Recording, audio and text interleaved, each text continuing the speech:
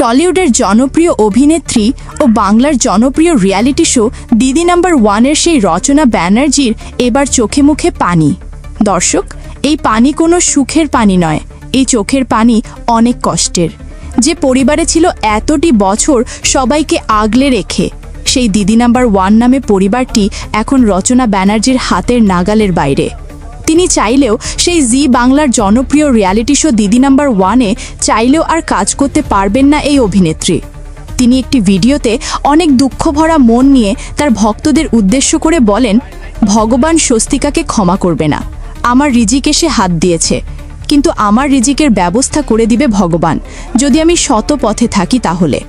কিন্তু আমি রাজনৈতিক দল তৃণমূল কংগ্রেসের একজন ব্যক্তি হওয়ার কারণে, বিজেপির মতো দলের রাজনৈতিক প্রতিহিংসার কারণে আমাকে দিদি নাম্বার ওয়ান থেকে সরিয়ে দেওয়া হয়েছে বলে জানান এই অভিনেত্রী রচনা ব্যানার্জি।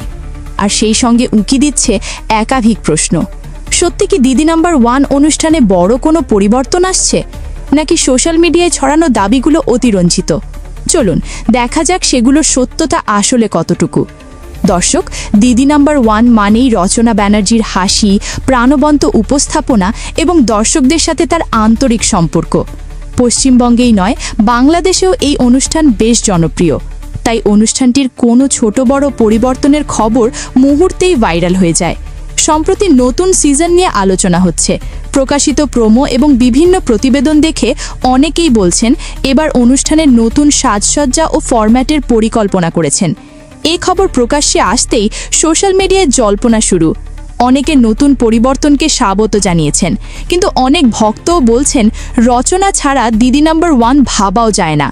কিন্তু এরই মাঝে সামাজিক যোগাযোগ মাধ্যমে ছড়িয়ে পড়েছে যে দিদি নাম্বার থেকে এবার বাদ পড়ছে রচনা ব্যানার্জি এবং সেই স্থানে জায়গা করে নিয়েছেন টলিউডের আর এক জনপ্রিয় অভিনেত্রী স্বস্তিকা মুখার্জি।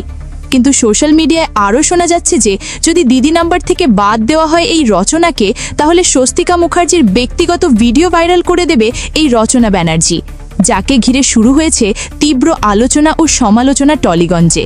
ফেসবুক, ইউটিউব এবং অন্যান্য সামাজিক মাধ্যমে হাজারো মন্তব্য উঠে এসেছে এ নিয়ে। এরই মধ্যে ইন্টারনেটে রচনা ব্যানার্জি বিষয়ে বিভিন্ন দাবি ও বক্তব্য ছড়িয়ে পড়েছে। কিন্তু সূত্র বলছে বিনোদন জগতে বদলে যাওয়াটা স্বাভাবিক। নতুন সিজনে নতুন পরিকল্পনা, নতুন উপস্থাপনা কিংবা নতুন মুখ, even these are part of the television industry. কিন্তু দর্শক, যে দীর্ঘদিনের জনপ্রিয় একজন শিল্পীকে সহজে ভুলে যায় না, সেটাও স্পষ্ট হয়ে উঠেছে সোশ্যাল মিডিয়ায়। এখন সবার মনে একটাই প্রশ্ন, রচনা ব্যানার্জি কি নতুন কিছু নিয়ে আসবেন? নতুন কোনো অনুষ্ঠান বা প্রজেক্ট, নাকি আবারও দর্শকদের প্রিয় মঞ্চে তাকে দেখা যাবে? সময় তার উত্তর দেবে। দর্শক, আপনার কি মনে হয় দিদি নাম্বার ওয়ান কি রচনা ব্যানার্জি ছাড়া আগের মতোই জনপ্রিয় থাকবে, নাকি নতুন পরিবর্তন দর্শকদের আরও আকৃষ্ট করবে? দর্শক, দিদি নাম্বার ওয়ানে আপনি আসলে কাকে দেখতে চান? এই জনপ্রিয় মুখ রচনা ব্যানার্জিকে, না টলিউডের বিখ্যাত অভিনেত্রী স্বস্তিকা মুখার্জিকে?